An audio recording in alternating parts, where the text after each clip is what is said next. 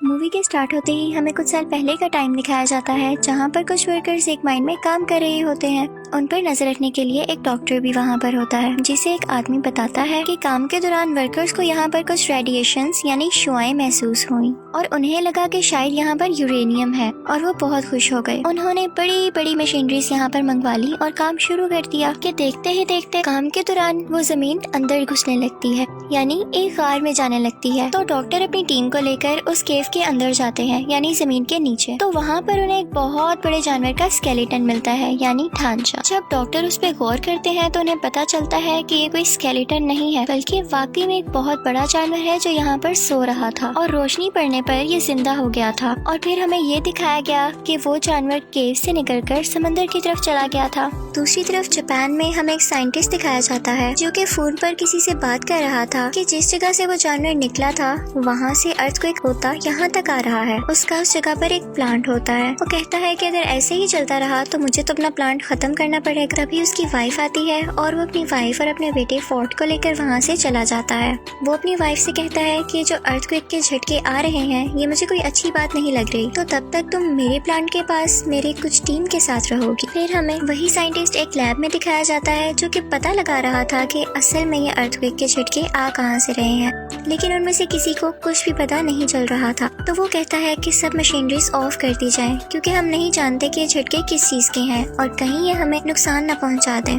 इसी के साथ वहाँ पर फिर से अर्थक्वेक आने लगता है और साइंटिस्ट की वाइफ भी वहाँ पर आ जाती है। वो वहाँ से भागने लगती है और चैम्बर में ब्लास्ट होने की वजह से एक पॉइजनस गैस यानी जहरीली गैस उसकी तरफ बढ़ने लगती है। साइंटिस्ट अपनी वाइफ को बचाने के लिए आगे बढ़ता है, लेकिन तब तक बहुत देर हो चुकी थी और गैस पूरी तरह से उस कैबिन में फैलने लगी थी। तो उसकी वाइफ उससे कहती है कि दरवाजा बंद कर दो, इससे पहले कि ये गैस यहाँ तक पहुँच जाए। और ना चाहते हुए भी साइंटिस्ट को वो दरवाजा बंद करना पड़ता है और इसके बाद वो काफी उदास हो जाता है क्योंकि उसकी वाइफ अंदर रह गई थी। वो उससे कहती है कि हमारे बेटे फोर्ट का ध्यान रखना, और इसी के साथ रेडिएशन की वजह से वो पूरा का पूरा प्लांट तबाह हो जाता है। फोर्ट भी ये सब कुछ अपने स्कूल से देख रहा था। अब हमें 15 साल बाद का वक्त दिखाया जाता है। फोर्ट अब एक फौजी बन चुका था और कुछ मंथ की ट्रेनिंग के बाद वो अपने घर वापस आया था। वो अब मैरिड था कि उसकी वाइफ को कॉल आती है कि फोर्ट के डैड को पुलिस ने पकड़ लिया है। फोर्ट अपने डैड से नफरत किया करता था क्योंकि वो समझता था कि उसकी मदर की डेथ उनकी वजह से हुई, लेकिन अपनी वाइफ के कहने पर वो उन्हें मिलने चला जाता है और जाकर अपने फादर को पुलिस से छुड़वा लेता है।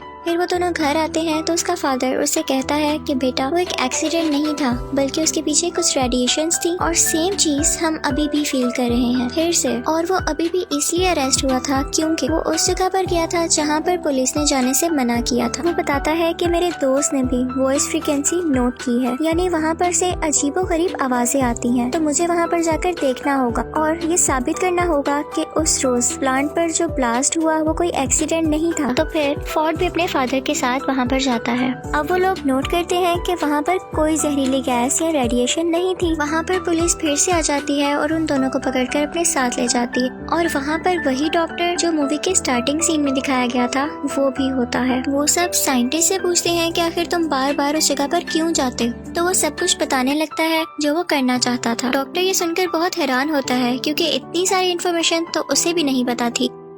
वो वहाँ पर एक बहुत बड़ी पत्थर जैसी चीज पर कुछ एक्सपेरिमेंट्स कर रहे हैं। अचानक वो पत्थर हिलने लगता है तो वो लोग उस पर बिजली फेंकते हैं, यानी इलेक्ट्रिकल शॉक देते हैं। वो पत्थर टूट जाता है और उसके अंदर से एक बहुत बड़ा क्रिएचर बाहर आता है। वो बहुत ही ज्यादा बड़ा था और लोगों पर बिजली जैसी कोई चीज फेंक रहा था। और फिर हमें दिखाया जाता है कि वो जानवर खुद को कैद से आजाद करवाकर प्लांट से बाहर आ जाता है और वहाँ से उड़ जाता है। अगले दिन कैप्टन आते हैं और डॉक्टर को अपने साथ जाने का कहते हैं। डॉक्टर अपने साथ साइंटिस्ट और फोर्ट को भी ले लेता है, लेकिन इस वाकये में साइंटिस्ट काफी जख्मी हो चुका था। वहाँ पर जाकर उनका हेड उन्हें बताता है कि ये क्रिएचर कोई आम क्रिएचर नहीं है। जब जमीन की रेडिएशंस कम होती गयी तो ये समंदर की गहराइयों में चला गया ताकि ये वहाँ से अपनी एनर्जी ले सके। वो बताते हैं कि हमारी कंपनी को भी उसे ढूंढने के लिए बनाया गया था। वो आज तक नहीं मरा और उसका नाम गॉडजिला था और ये वही जानवर था जिसे लोग अर्थक्वेक समझ रहे थे। और वो चलता चलता यहाँ जापान के एक प्लांट में आ गया क्योंकि उसे कोई ऐसी जगह चाहिए थी जहाँ से वो बहुत सारी एनर्जी एक साथ ले पाता। इसी के साथ हमें दिखाते हैं कि साइंटिस्ट की वहाँ पर डेथ हो जाती है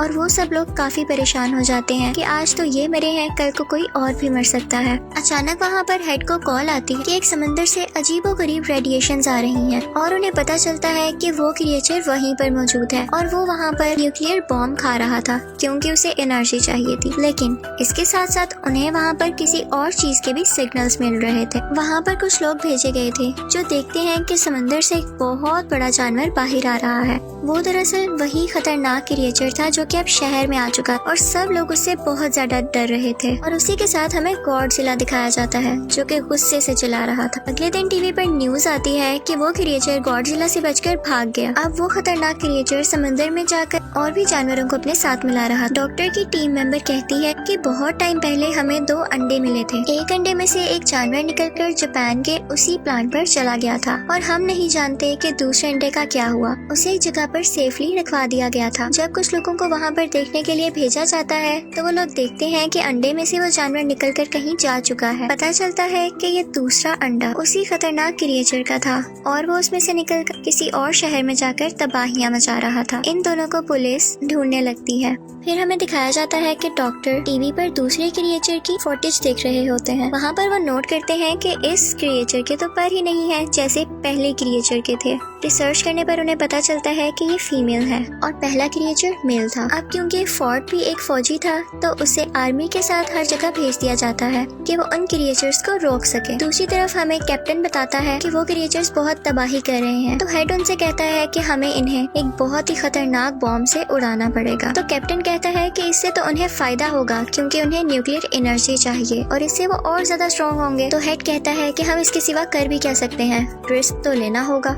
वो दोनों क्रिएचर्स अपनी एनर्जी रिस्टोर करने के लिए यानी रेडिएशंस को खुद में फिल करने के लिए एक समुद्र में जा रहे थे क्योंकि समुद्र की गहराई से उन्हें बहुत सारी रेडिएशंस मिली और गॉडजिला दूसरी तरफ उन्हें मारने के लिए आ रहा था। तो ये सब लोग भी उसी समुद्र की तरफ बढ़ते हैं और वो न्यूक्लियर बॉम्ब भी अपने साथ रख लेते हैं। फोर्ड भी इन पर नजर रखे हुए था। वो बॉम्ब उन्होंने एक बोट पर रखा हुआ था। मेल क्रिएचर आकर उस बोट पर अटैक कर देता है और वो न्यूक्लियर बॉम्ब उठाकर वहाँ से चला जाता है।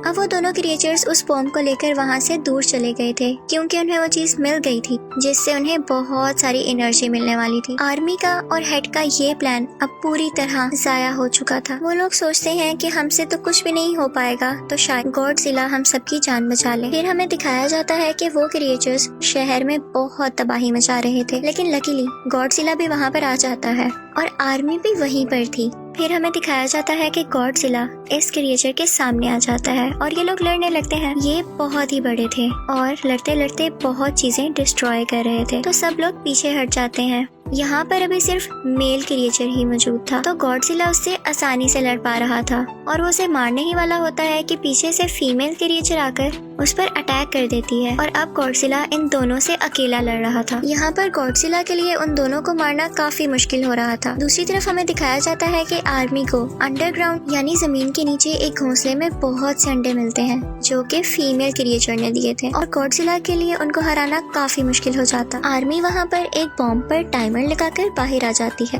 और जल्द ही वो बॉम्ब ब्लास्ट हो जाता है और सब के सब अंडे उसमें हट जाते हैं। जब मेल और फीमेल दोनों क्रिएचर ये देखते हैं तो उन्हें अपने अंडों की फिक्र होने लगती है और वो दोनों गॉडजिला को छोड़कर उस तरफ भागते हैं। अब उस धमाके से गॉडजिला को ये फायदा हुआ कि उस धमाके की रेडिएशंस गॉडजिला में एनर्जी की तरह जाने लगी और उसने वही एनर्जी यूज कर अपने मुंह से उन दोनों क्रिएचर्स पर फेंकी और अब गॉडजिला काफी स्ट्रॉन्ग हो चुका था और वो दोनों क्रिएचर्स से पूरी ताकत से लड़ रहा था और यहाँ पर गॉडजिला मेल क्रिएचर को मार देता है। तो ये देखते हुए फीमेल क्रिएचर को काफी गुस्सा आता है और उसे इस बात का भी गुस्सा था कि आर्मी ने उसके अंडों को मार दिया। तो वो फोर्ट की तरफ बढ़ती है लेकिन गॉडजिला उसे पीछे से आकर पकड़ता है और उसका मुंह खोलकर अपने मुंह से सारी की सारी रेडिएशंस उसके अंदर डाल देता है जिसकी वजह से उसे बहुत पेन होने लगती है और वो मर जाती है। फोर्ट भी यहाँ पर काफी जख्मी हो चुका था लेकिन आर्मी उसे ठीक करने के लिए वहाँ से ले जाती। अगले दिन हमें गॉडजिला दिखाया जाता है लोग समझ रहे थे कि वो मर चुका है,